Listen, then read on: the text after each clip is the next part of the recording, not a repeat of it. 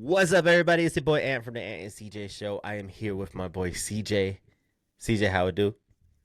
Chilling. My mind is blown. So we have to discuss the NBA trade that rocked the world last night.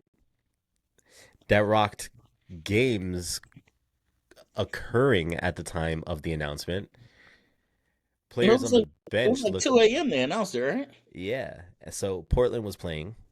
They were looking at their phones during the game and just reacting to this Shams bomb. Yes. The Shams bomb. Um, It sounds like Phoenix this was where I miss playing. Woj. Yo, I know. Yeah. Phoenix was playing at that time. Phoenix, Kevin Durant was in utter shock. He actually came out and said how he saw that people during the fourth quarter of the game were looking at their phones. And he asked the security guard what was going on because he saw everybody was on their phones. And the security guard gave him his phone and he looked at it and he was in utter shock. Yeah, it's kind of unbelievable. If you had asked me 2 days ago who I thought the most untouchable, untradeable stars in the NBA were, Luka would have been on that list. Yeah. So, in case you're living under a rock, there was a trade that occurred last night around 1 a.m. Eastern Time, essentially sending Dallas Mavericks superstar Luka Doncic to the Los Angeles Lakers in exchange for a trade pick and Anthony Davis. So yeah, so this is the full trade right here. Um, Anthony Davis, Max Christie, and a first for Luca, Maxi Kleber, Markeith Morris, Jalen Hood Shafino goes to the Jazz, and a couple second round picks. Um, I don't think I have ever been more shocked and surprised by a trade in NBA history. I don't think I've ever been more shocked and surprised by a trade in NBA history. I remember the last time that I felt like this was LeBron's decision. This is right up there with Kevin Durant going to Golden State. Because I didn't think there was any way that Kevin Durant goes to the Warriors.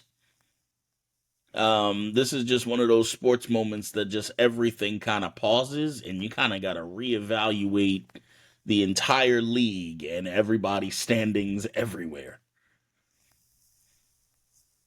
This shocked me like Melo requesting a trade out the Knicks.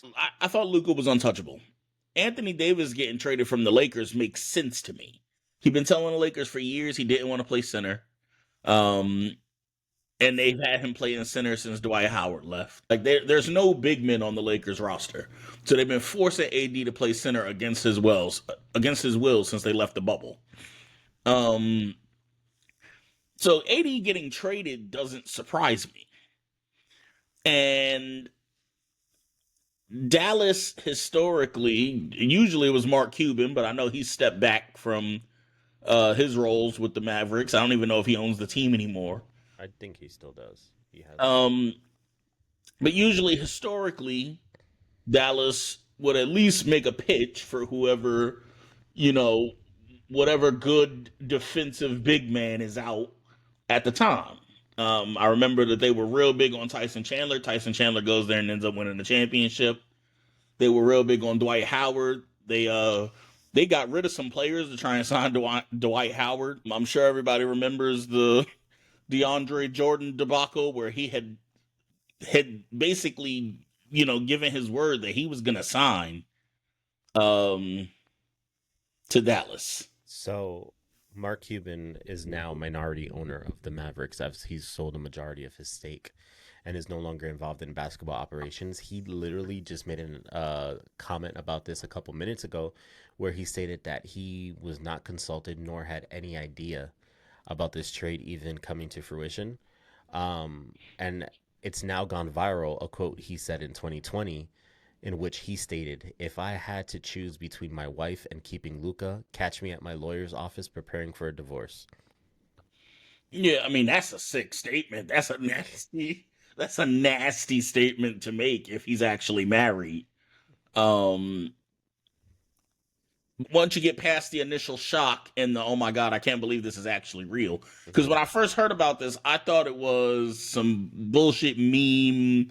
You know, let's try and uh, stir everything up on the internet type of attention grab type of thing.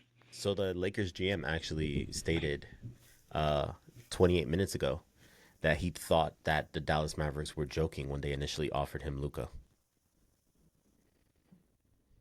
Yeah, I can't think of any reason why Dallas would make this trade.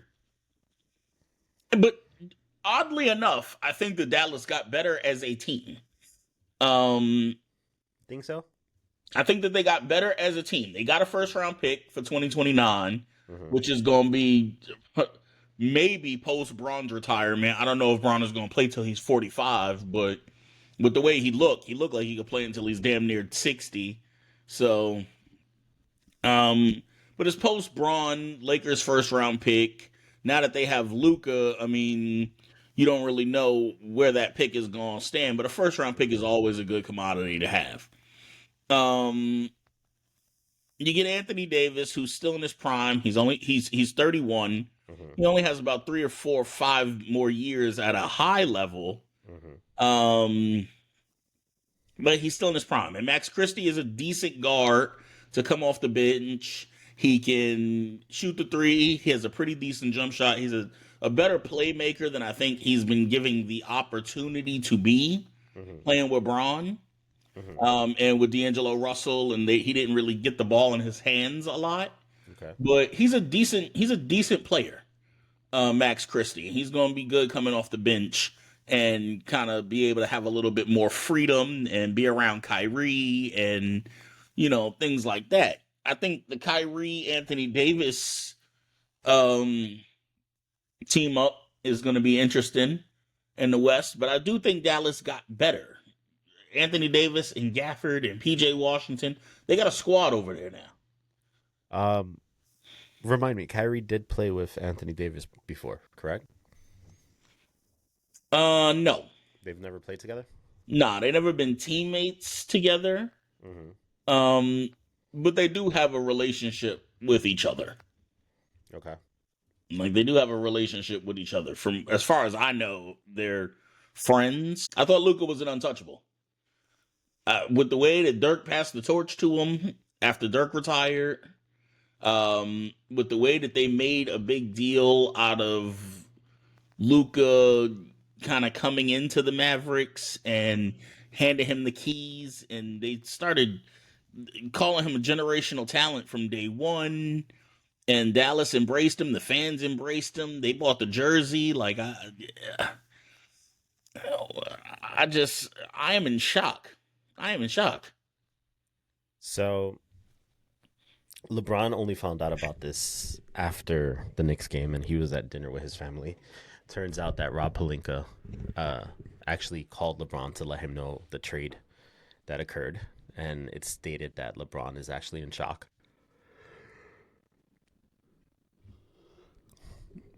One of the other things that is kind of taking the world by storm and surprise is that this actually happened in the shadows. There was no talks, no conversation, no rumors, no anything about this actually being a potential possibility. And just look. I mean, and you raised an excellent question, right?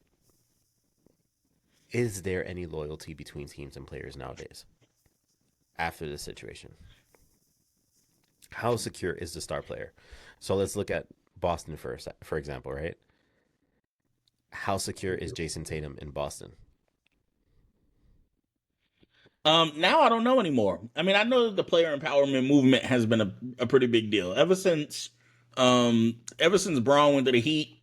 Like it's been players kind of dictating the shift and building super teams. Um, so I think loyalty between players and teams kind of went out the window a long time ago. There are some outliers, um, like Dame Lillard and how he was with Portland. like Bradley Beal with how he was with Washington. Um, but eventually they both left those teams. I think the only player who wouldn't dare leave their team is Steph Curry, but now I don't even know how secure that is. You know, um, I mean, Steph's situation is not Luka's situation, but uh, like I said, if you asked me 2 days ago who the untouchable players in the league were, who would retire on the teams that they're on, my list would have been Steph, Luka, Nikola Jokic. I mean, we've had this conversation off camera, right? Luca is a player that Dallas has tried to build a new team around over the course of the last few years. Um, they brought in Kristaps Porzingis to bring him an additional scorer. That didn't work out. Porzingis is out. He needed a point guard. They brought in Irving. It's been working out, but now Luka's out. They were in the finals last year. Like, that's the thing. We're also talking about a player who dropped 70 points last season in a And game. I didn't think that the Luka Kyrie team up could lead to a championship. I thought it worked well regular season, but once teams can hone in and kind of focus on one team, I think they were just too one-dimensional. Because they don't have any star big men. So this is gonna give Dallas like a big body, and with Anthony Davis and when Lively comes back, like they're gonna be their interior defense is gonna be elite defense. They got like a Twin Towers thing going on down there now, and so this is what I'm saying. I think Dallas got better, even though Luka is by far a better player for the future. Mm-hmm. Luka gives the Lakers a good player, a great player to build around post LeBron. So LeBron can retire now, and the Lakers can kind of let out a sigh of relief that Luka is there. But if I'm Dallas, there's no way in the world I make this trade. If I'm Dallas, there's no way in the world I make this trade. It's just why the Lakers? Why the Lakers? Why did Dallas go to the Lakers of all teams and offer the Lakers Luka instead of offering him to any other team with a big man? That if they were looking for a big man, what other team has a big man in a big market?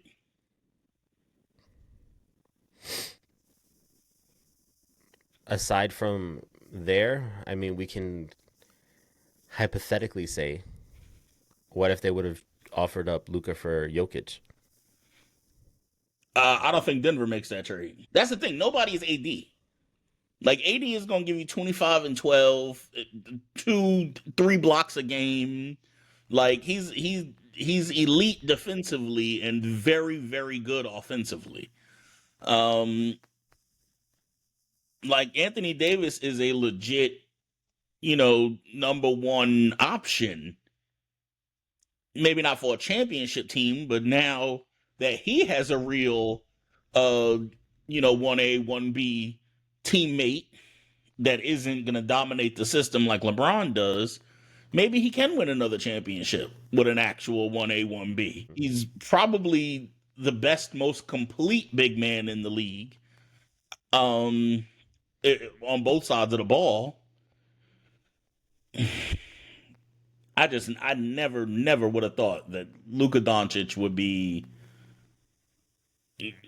in trade talks. I thought he was one of those players, give him whatever he wants, he's here for life. So now, here's the major question at play. Lakers currently sit in fifth with a 28-19 record. Mavericks currently sit in eighth with a 26-23 record. After these moves, where do they end? I think the Lakers are going to drop off. I think this is them saying that they're giving up on the rest of their season. Mm-hmm. Because they have zero big men. They don't have anybody. They got Jackson Hayes. Jackson Hayes is ass. Um, I mean, nothing against him, but he's ass. Um, so I think Luca and LeBron are not a great fit together because they're essentially the same player. 100%. Ball dominant, playmaker, I am the system. Everybody else just get to your spot and I'll find you. 100%. It's So not going they to don't, work. yeah, they don't work great together. So I think this is just looking at the future if you're the Lakers, but they looking at the future and mortgaging their current. So I think this is them saying, thanks for being here, LeBron. We don't plan on getting you a ring this year. We'll see about next year. Does LeBron stay in LA? Oh yeah.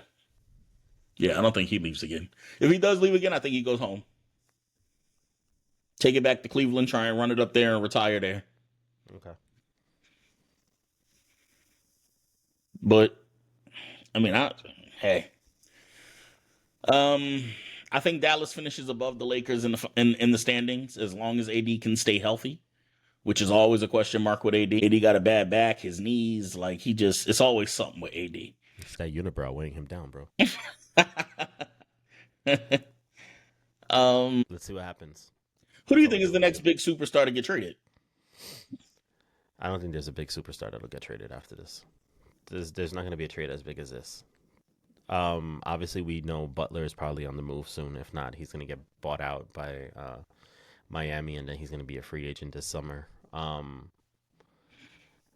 Realistically speaking, I don't even think Miami moves Butler before the deadline. I think they have to. I don't think they will, just to be spiteful. Miami, honestly, right now at this current time, is not doing anything that's going to really put them in position to win this year. Um, I don't know. I don't think they move him. I think they just do it to be spiteful. He gets suspended for the remainder of the season. They lose their money in it, and then they buy him out, and then they let him do whatever the fuck he wants this summer. He has a player option for next year, right? I believe he does. I believe he does. So this is why I'm saying I don't think they move him. As much as he's requesting a move, I don't think they do it because they're just doing it to be spiteful right back. Okay, and if they don't trade him in to be spiteful, Hmm. and he accepts that player option next year to be spiteful, then where are we now? I don't think he will. Why not? I don't think he will. You think he gonna go and get more than $50 million a season? Well, that's true. No, because he's tarnishing his name right now. Exactly. And he'll be another year older next year. So the teams are going to be less likely to want to give him $50 million next, after next season. Uh-huh. So if Miami moves spiteful and don't trade him, he might accept that player option and, you know, stay on the roster one more year. So do you think I don't think he gets 50 million from anybody else. He's at the tail end of his career. Butler's aging. Butler is not the Butler he used to be a couple years ago. Um, I I think don't he know. could. I think he could be, but Miami just wants to go in a different direction. Where do we move him? Um, I would like to see him go to Houston, just kind of as a mentor. But if he goes to Houston, his championship window's closed. I don't think Houston is championship ready in the next 3 to 5 seasons, and I don't think Jimmy Butler got that much time left. Um, what contender is going to want Dallas? him? if he goes to Dallas, I think that uh that looks great. Um, as far as what Dallas could bring to the court. But if the rumors are correct that Dallas didn't want to pay Luka that supermax, I definitely don't think they're gonna want to supermax Jimmy Butler. I mean, he's 35 years old. Who would supermax him? Yeah, but that's what he wants. That's what he thinks he's worth. He thinks that getting carried. He thinks that carrying Miami to those 2 finals um, should have bought him more grace from the organization, from Pat Riley, because he's somewhat single handedly made Miami an attractive destination for. I mean, they didn't get him anybody. Mm-hmm. Like he had Bam, but Bam is inconsistent and sometime with his play. Bam hasn't been a superstar. They struck out on getting KD. They struck out on getting Dame Lillard. Like they haven't been able to. The best thing that they got him so far being down there is Terry Rozier. And they got Kyle Lowry for him, but it was 36-year-old Kyle Lowry and Kevin Love. And it's like past his prime Kevin Love, too. So it's like, they haven't gotten him any help. And he still carried them to 2 finals. Let's see. It's going to be an interesting next few days. Trade deadline is Thursday. Yeah, something like it. Thursday at 2 p.m. Let's see what happens over the course of the next 4 days. Who you got coming out of the West now? Have your finals predictions changed at all? I can see OKC coming out the West. I think they fast and they run. Shai Gilgeous-Alexander has been balling. He been balling his ass off. Like he's been going crazy this year. Yeah, OKC is coming out the West. Like I don't, unless there's a major injury, OKC's coming out the West. I just don't think that they're ready yet for the finals. I just don't. I don't get finals ready from them. Denver's not playing like they used to play in Yeah. the West. So you're looking at Houston, who's shocking the world with how they're playing, at least. Memphis is shocking a little bit. OKC is doing what we expected OKC to do, just a little bit stronger than what we would have expected. So, honestly speaking, I can see it being OKC in the Western Conference Finals at least. I can see it being OKC versus either a Houston or a Memphis. If we're looking at the Eastern Conference Finals, I could see it being Boston, New York. I got Boston going to the finals. I don't think the Knicks are ready. They don't have a bench. And they don't seem to have the pieces to move and get a bench unless they're going to move off of OG, Miles Bridges, or Josh Hart. But Okay. um, Who you got in the West? depending on what happens with Dallas, I think it could go Dallas. Okay. I think they have, as their team stands right now, they have really good pieces in Dallas. Mm-hmm.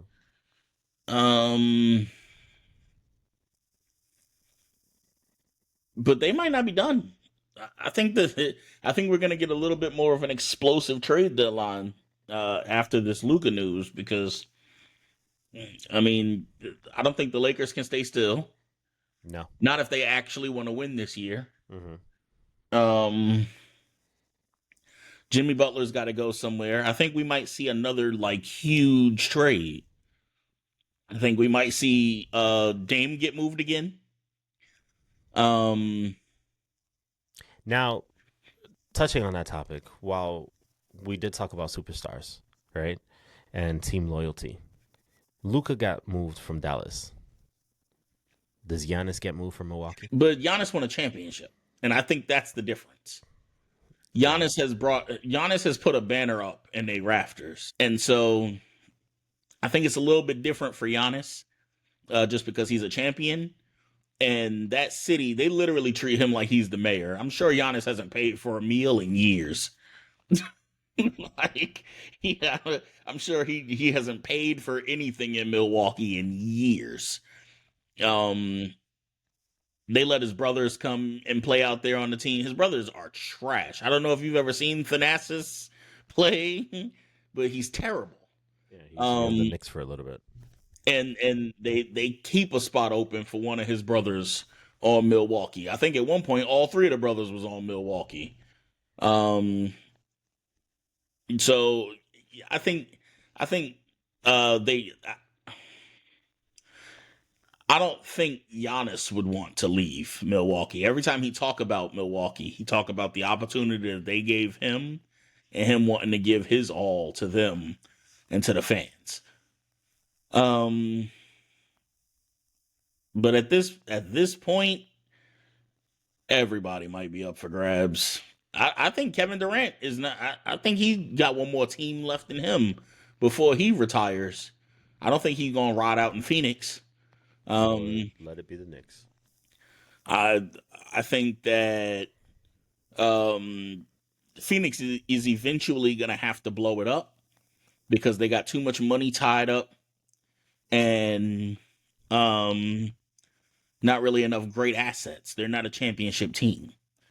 Um, so they might have to blow it up soon. Devin Booker might be on the block next. Um, I don't know. Luka getting traded has just kind of put me in a space where now I just feel like everybody is on their way out, 100%. except Jokic. I think Jokic and Steph are still the two. Like, there's no way in the world they leave. There's no way in the world. I mean, let's see how the next few days play out. You ain't got 4 days left to the deadline, so 4 days left. We will bring any updates to that. we will Shock see the how it nation. goes. All right, everybody. This has been the Ant and CJ show, providing our take on Luka and the trade that shocked the nation. We are out. Peace.